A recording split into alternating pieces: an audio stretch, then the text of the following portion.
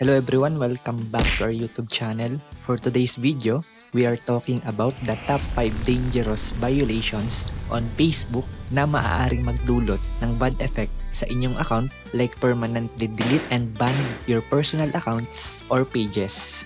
Mahalagang malaman nyo to dahil baka hindi mo man namamalayan na may ganitong uri ka na pala ng violations.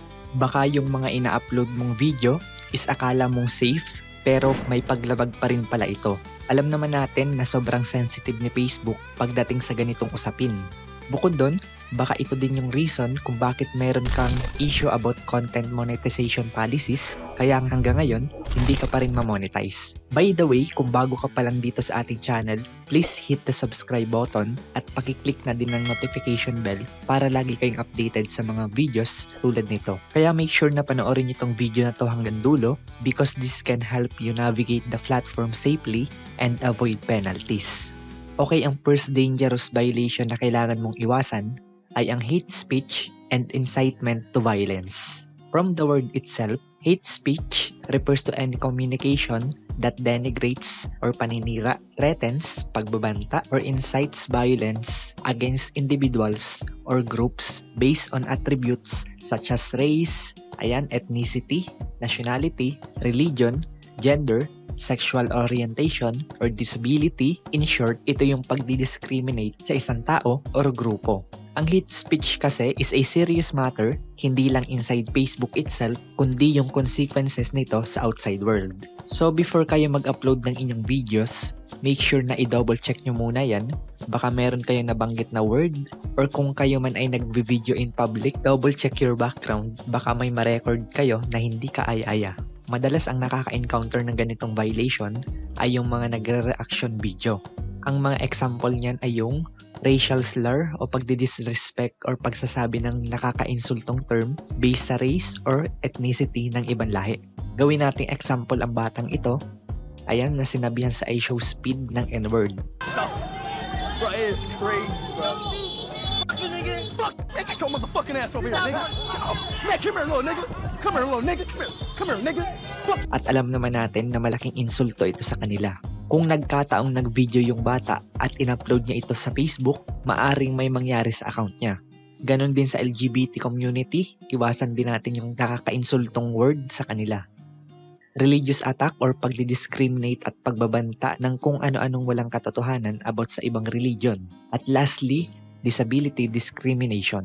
Kapag nilabag mo ito, ang first option na ma-encounter mo is immediate removal, which is i-remove nila yung post or content mo after itong i-report ng ibang user or maaaring na-identify ito ng automated system ni Facebook. Pangalawa ay account suspension, which is masususpend yung account mo temporarily at nag-range ito maybe 7 days or a month. At lastly, permanent ban, or yung account mo na mismo ang tatanggalin nila from the platform, hindi mo na ito mariretrieve kahit kailan.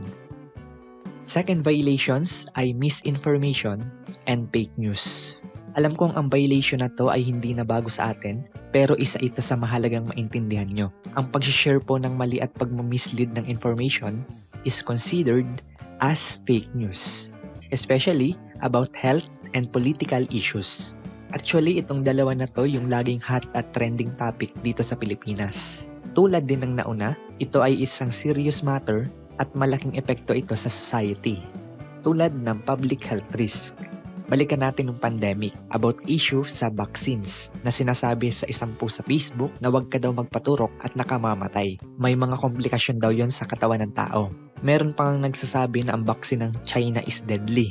May nagsasabi din na merong microchips ito sa loob at ito daw yung mark of the beast. So itong piece of misinformation na to is magli-lead to another news stories. Hanggang sa ito na lang ang paniniwalaan ng mga tao.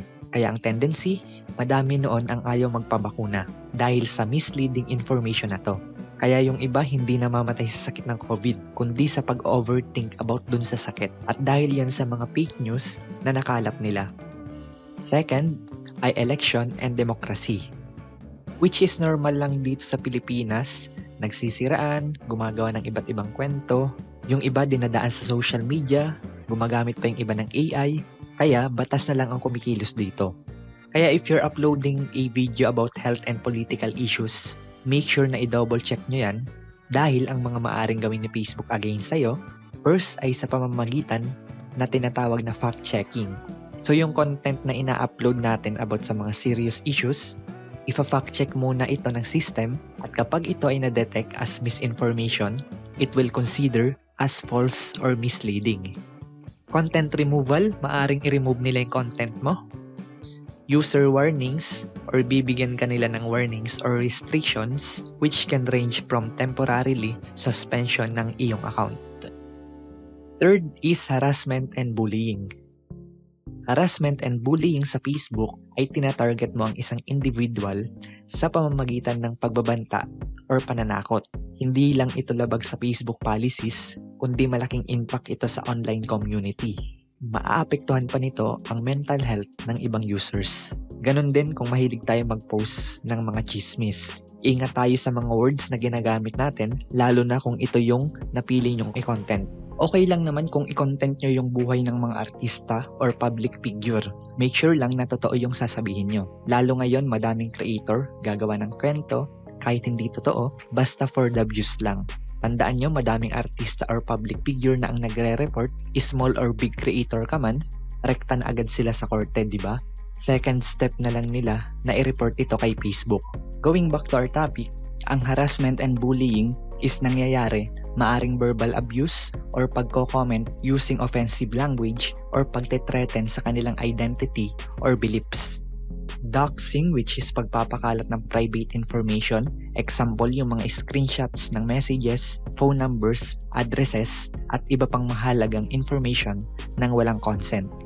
Trolling, alam nyo na yan, madami nito sa comment section. Pasok din dyan syempre yung pakikipag-argument. Cyberstalking, madalas nakakaranas nito yung mga minor.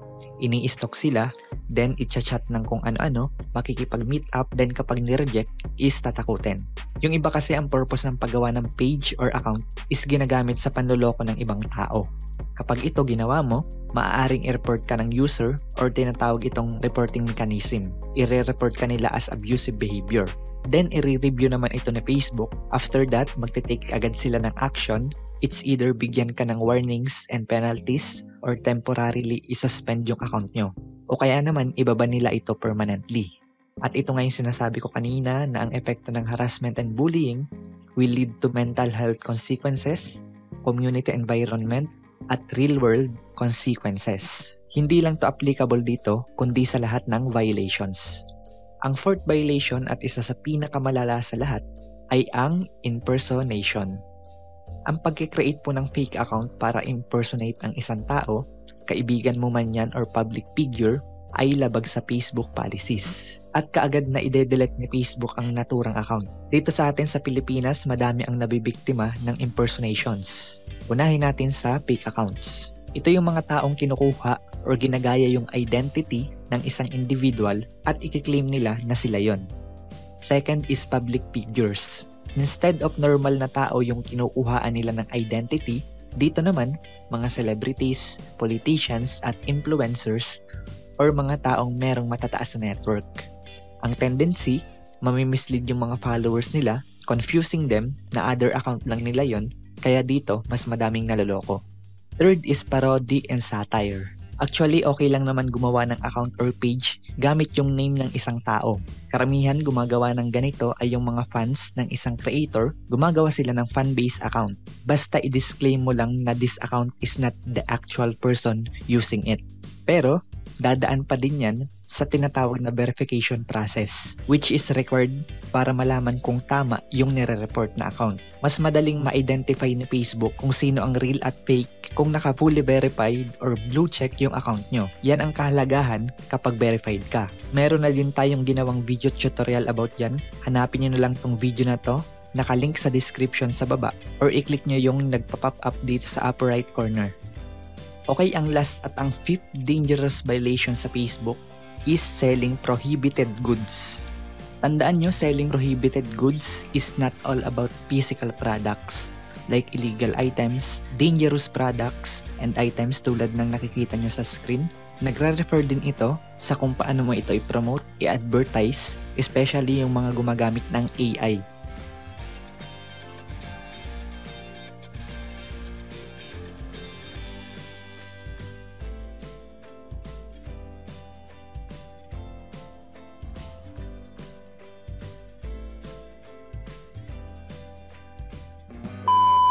Okay guys, I hope na nakatulong tong video na to at nasagot natin ang iilan sa mga katanungan nyo. Kung nakatulong tong video na to, please like, share, and comment down below. By sharing this video is a big help to our channel. Don't forget to click the subscribe button and hit the notification bell para lagi kayong updated sa mga videos na i-upload natin about earning money online. If you have questions, feel free to message me on our Facebook page, join our Facebook group para makasama mo din yung mga taong kagaya natin na gusto din kumita online. Pwede kayo doon mag-share ng inyong journey, ideas and experience, and also if you have an online business, pwede nyo din doon i-share. Make sure lang na legit yan. And guys, that's all for today. See you in our next video. Thank you for watching and see you on top.